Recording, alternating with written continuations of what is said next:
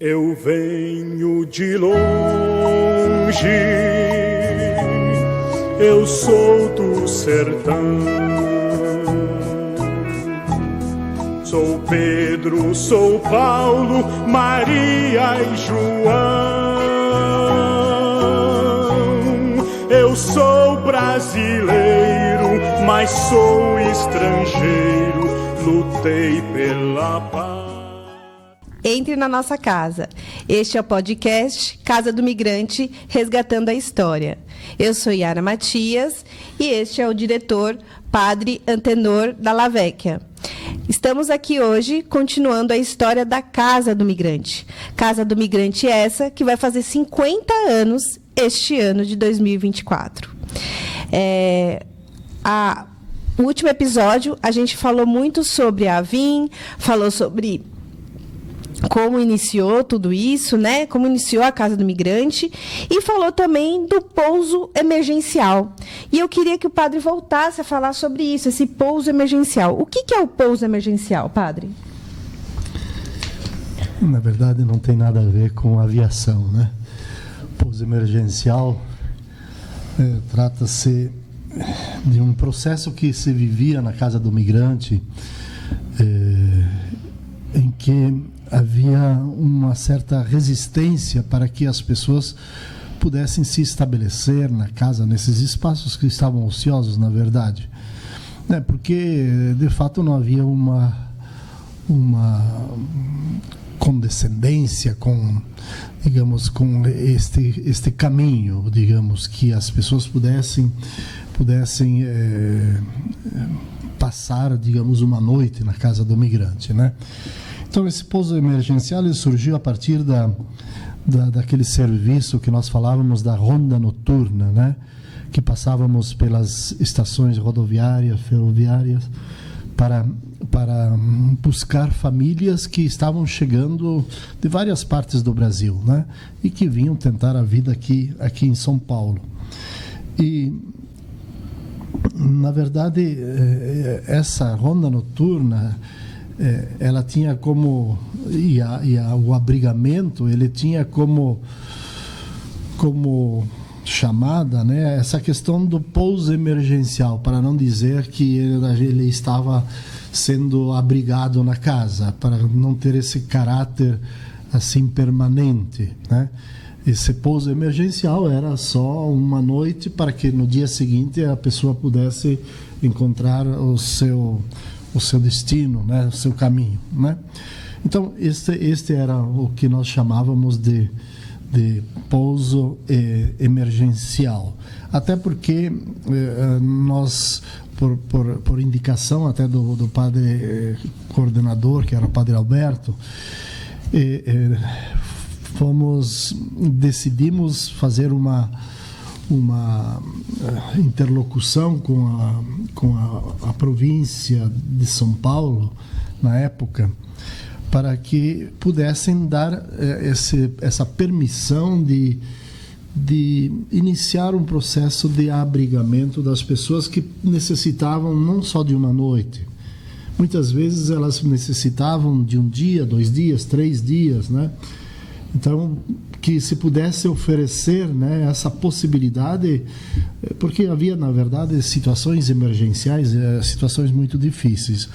E era necessário, portanto fazer desse espaço sendo utilizado emergencialmente como um espaço que pudesse dar, vamos dizer, alguns dias a mais para que a pessoa se estabelecesse na cidade. Muitas vezes tinha parentes aqui na grande São Paulo, porém não tinham endereço.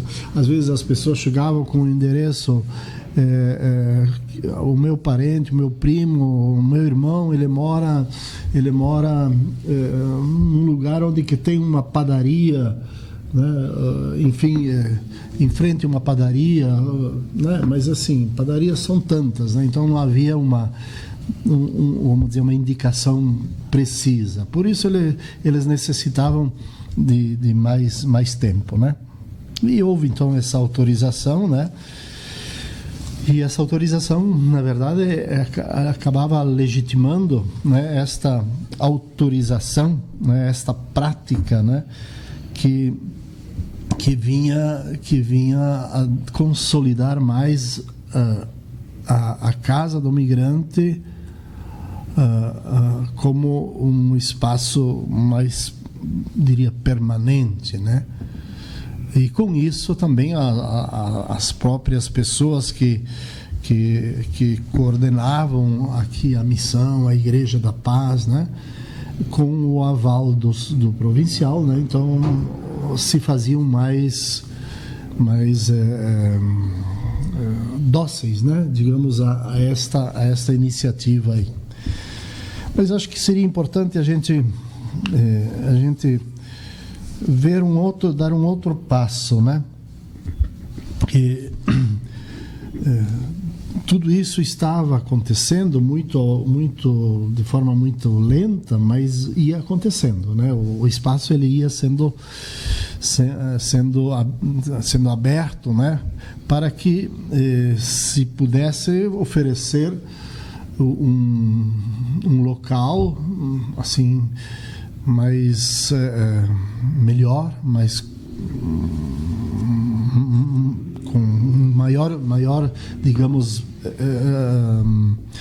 com maior facilidade de levar adiante tudo isto que se propunha a direção da AVIM, da Associação dos Voluntários, né?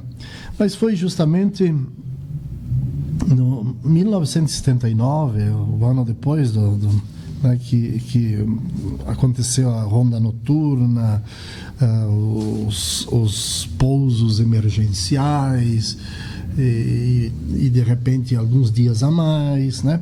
Então foi justamente no maio de 79 que chegou em São Paulo 38 vietnamitas, né?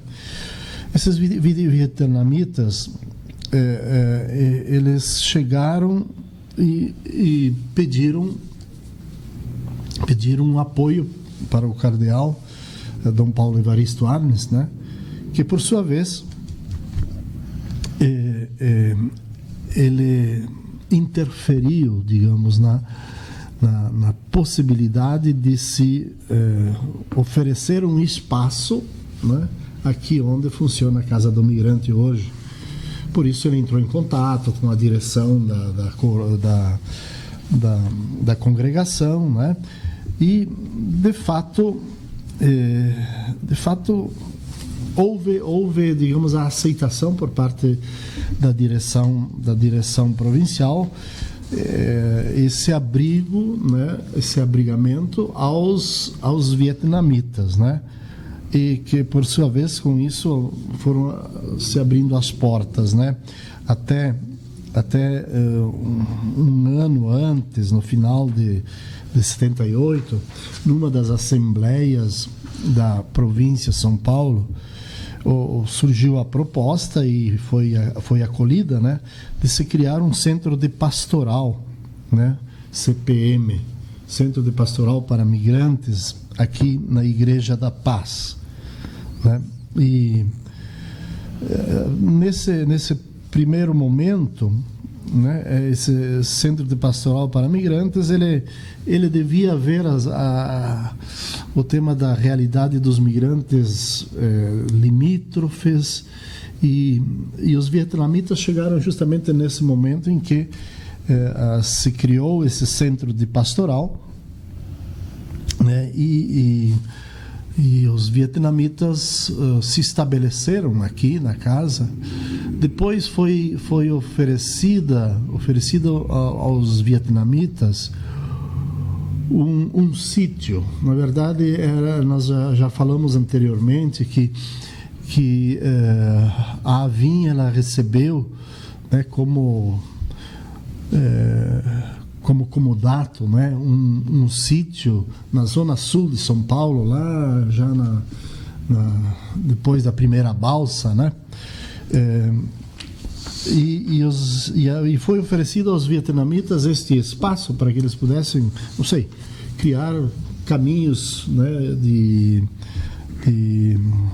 no sentido de ir respondendo à necessidade desse primeiro momento. Só que não aceitaram, né? Não aceitaram essa transferência. Inclusive, isso tudo foi acompanhado com um protesto, né? diante da igreja por parte dos vietnamitas. Os próprios bombeiros vieram para aqui junto aos vietnamitas para fazer a mediação, né? Enfim, estavam aí para, serenar os ânimos, né? E, enfim, isto depois os vietnamitas eles seguiram na casa por um bom tempo e também depois, durante vários anos, né, a própria associação, a própria VIM, o centro de pastoral, né, esteve, em contato com esse grupo, né, que aos poucos foi se estabelecendo, e até nós temos, e poderíamos, quem sabe, trazer aqui um dia, temos um dos vietnamitas, que hoje é um empresário aqui em São Paulo, né, ele podia dar o seu testemunho. Às vezes ele chega aqui, né, com saudades, ele quer ir conhecer a casa e conhecer o lugar onde ele dormia, o quarto onde ele dormia, né? Enfim, ele traz amigos justamente para dizer, olha, foi assim o início da minha vida, né? Mas enfim, nós podemos em algum momento trazer também este vietnamita para conversar com a gente, né? Então, mas a atuação, como eu dizia, da AVIM junto aos vietnamitas, ela segue por um grande período, né? Tanto que nas referências dos relatórios das atividades anuais da associação, até o ano de 83, ainda consta, essa presença de alguma forma, né? Às vezes não diretamente, mas indiretamente, ou seja, esse acompanhamento, eu diria, à distância desse grupo de vietnamitas que aqui chegaram. E foi precisamente essa infraestrutura, eu até lembro nesse período, né? Esse lugar onde funciona a Casa do Migrante hoje, ele era meio abandonado, né? Funcionou aí há muitos anos antes, né? Uma espécie de uma escolinha, né? Mas aí estava sem pintura, estava tudo, né? Tudo largado, um pouco abandonado, né? Eu lembro que a gente veio aí, então, nesse momento, assim, com urgência, né? A gente veio pintar as paredes, enfim, dar condições para que o pessoal pudesse ser abrigado aí, né? Então foi montada meio às pressas uma infraestrutura mínima para poder recepcionar os vietnamitas, né? Que assim, como eu dizia, foi o que deu impulso para que a AVIM, né, pudesse como que institucionalizar esse sistema de acolhimento, né, que levou muito tempo, né, e depois que levou a associação a celebrar de fato o termo de cessão do espaço, né, pela Pia Sociedade dos Missionários de São Carlos. Então, quer dizer, o espaço foi cedido como que definitivamente a partir de todo esse processo, né, que foi acontecendo, em que os escalabrinianos, então, nas suas assembleias, aceitaram, né, de fazer desse espaço um espaço de acolhimento, né, que é justo e que foi... Mas é assim, a vida, o processo, digamos, de avanço, de consolidação de trabalhos, de ideias, de propostas, né, ele passa por esses, né, por essas situações, né. E ainda, e foi no ano como eu dizia antes, no ano de 77 que os escalabrinianos criaram a pastoral dos latinos, né. Então, a pastoral que estava voltada justamente para os latino-americanos presentes em São Paulo, em sua maioria chilenos, argentinos, uruguaios, né? Lembremos que foi justamente nesse período, né? O Chile, a ditadura militar começou em 73, né? No setembro de 73, e foi até março de 90, né? Então, durante todo esse período, houve uma grande perseguição do povo chileno, enfim, todas aquelas lideranças que se obrigaram, né, a fugir do seu país e aqui se instalaram, né? São Paulo foi um dos lugares em que, especialmente os chilenos, mais se estabeleceram. Também a Argentina, né? A ditadura militar foi dos 76 a 83, né? Começou em março de 76 e foi até 1983. O Uruguai, de 1973 a 1985, né? Então foram períodos mais ou menos muito próximos aí de todos esses países, né, que experimentaram a dor, o sofrimento da perseguição, a tortura, enfim, aquela história que todos conhecemos, né, que infelizmente as ditaduras militares, claro, com o consenso, né, daqueles que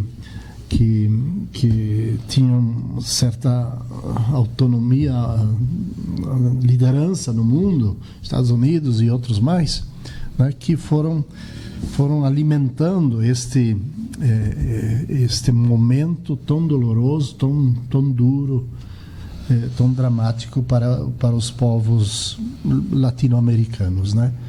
Mas especificamente esses 3 países foram os países que nesse período, né, estiveram mais presentes em São Paulo. Então, justamente a urgência, a necessidade, diante do fato, né, de se ter uma pastoral latino-americana. Ou seja, não é que nós não somos latino-americanos, nós brasileiros, né? Mas, enfim, era assim chamada, né, a pastoral dos latinos, que seria os de fala de habla espanhola, né? Uhum. Que necessitavam nesse momento de uma presença, de um apoio, enfim, chegavam, né, quem chega da guerra, né, chega atordoado, chega sem rumo, né? Então eles precisavam justamente de alguma forma de apoio e de organização, para que esse povo não se dispersasse nessa grande cidade, né? Para que o povo, a partir também de uma pastoral que congrega, que reúne diante das suas necessidades, questão de documentação, questão de direitos, né? E outras questões também da cultura, né? Para que uma pastoral pudesse fazer um pouco esta mediação, esse meio de campo, né? Para ajudar esses grupos, né? A não se dispersarem, né? E foi justamente aqui na Avin, então já mais ou menos estabelecida, né? Aí na Casa do Migrante, que foi criado aí também um escritório, né? Ainda lembro, né? Sob a coordenação do então diácono Mário Miotto, meu conterrâneo, falecido já, mas enfim, que organizou e levou adiante esse trabalho com a comunidade latino-americana. Este serviço fará com que, desde o seu início, a prática adotada pela Avin de acolher migrantes em sua sede seja caracterizada pela presença do migrante interno e do migrante latino-americano. Então, havia aí 2 coisas funcionando, né? Uma, esse atendimento aos latino-americanos de fala espanhola, né, que falavam espanhol, e também da migração interna, ou seja, as 2 coisas, a própria Avin, né, e a pastoral dos latinos, né, acabou criando vamos dizer, vínculos muito importantes. E tudo isso, então, como que gravitava em torno da Igreja Nossa Senhora da Paz, né? E Paróquia Pessoal dos Italianos. Então, as várias atividades da VIM e na Pastoral dos Latinos denominou-se Centro de Pastoral dos Migrantes, inaugurado oficialmente pelo cardeal Dom Paulo Evaristo Arnes em junho de 1977, né? Então, vemos que aí a coisa como que fechou, né? Foi o momento em que tudo estava como que oficializado, né? E esses novos modos de atuação da VIM, né? Lembremos daquilo que nós já conversamos anteriormente, aquele convênio das APPS, né? Aquele atendimento à população com problemas de subsistência, né? De cunho cada vez mais assistencialista, né? Então, esse programa, né, que foi de certa forma abraçado pela VIM, né? Tendo também uma assistente social que chamava Nadir, né? E que acompanhava então essas demandas do cotidiano aí na porta de pessoas que vinham de vários lugares, e também esse programa que tinha esse olhar muito atento à questão dos cortiços, né? E nós vivemos no entorno da Igreja Nossa Senhora da Paz, da Missão Paz, vivemos assim, ainda hoje, né? 2024, ainda hoje vivemos assim rodeados de cortiços, ou seja, cortiços são aquelas habitações improvisadas, aqueles espaços, né, tão pequenos, exprimidos, onde as pessoas tentam sobreviver.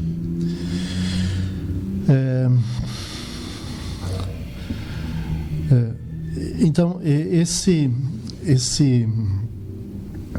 tudo isto, né, ele foi mostrando a necessidade de que